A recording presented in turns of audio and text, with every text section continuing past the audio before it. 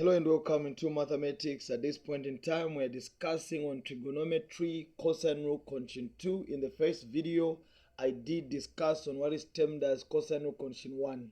Now, there come a point in time where they give you all the three angle sides. So like in this case, they have given you A to be 2.5, B 2.8, and C 1. So how do you go about working out such a problem? So note that in mathematics, when you are dealing with trigonometry, they have given you all the three sides. They want you to find the angle. Like in this case, they're asking you to find ABC, meaning the angle they want you to find is only B. So you're going to apply cosine rule condition 2. The formula for cosine rule condition 2 is given. In this case, they want us to find AB. So the angle is on B. So you're going to say cos B equals to A squared plus C squared minus B squared over 2AC. Allow me to make emphasis. It is only the one the one that you subtract where the angle is upon. Always the one that has to be subtracted is the letter that represents the angle to be found. So in this case, you cannot substitute negative B for C or A. So since it is on B we are finding the angle, it is B we have to subtract. So this one will turn out to be cos B equals to A is 2.5, so that will be 2.5 squared plus C, that is 1 squared, minus B, which is 2.8 squared. So this one will give us over 2, that is 2.5, that is 1. So in this case, we'll just say cos B will be equal to. So in this case, I'll say 2.5 squared. Okay, it has given me 6.25 plus 1 squared, we know it's 1, minus, in this case, it's 2.8 squared.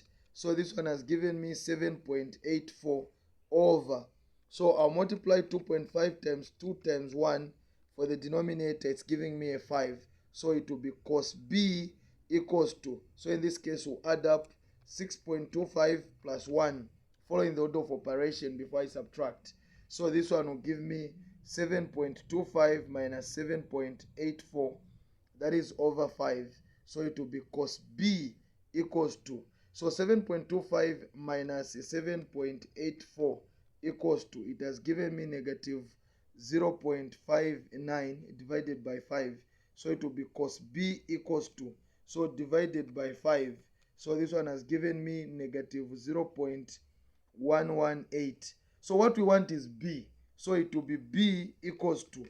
B equals to. So now I'll punch to say B cos inverse negative 0.118. So on my calculator, since it has already shown this, so I'll just punch on shift. Then from shift, I'm going to punch on cos. Then I say equals to. So it has given us the value, which is 96.8, because where degree of accuracy is not stated, you're encouraged to leave your answers to 3 significant figures. So B will be equals to 96.8. That is degrees. And you are told to say if degree of accuracy is not stated and you're finding answers in degrees, leave your answer to 1 decimal place. From that end, they want us to find the area.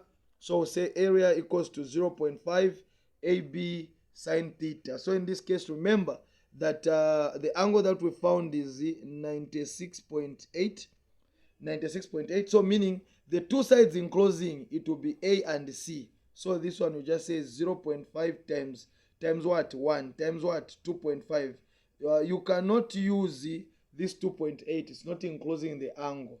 That is sine 96.8. So area will be equal to. So area will be equal to. So I'll punch 0.5 times 1 times 2.5.